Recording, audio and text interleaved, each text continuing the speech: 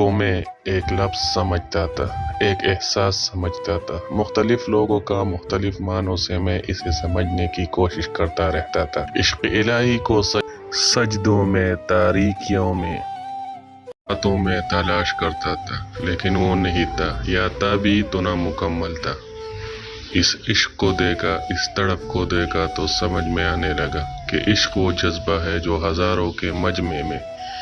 تجھے تنہا کر دیتا ہے، پاس کا احساس ختم کر دیتا ہے۔ ایک کا ایک سے رابطہ اتنا مضبوط ہو جاتا ہے کہ پھر ہزاروں کی پرواہ نہیں ہوتی،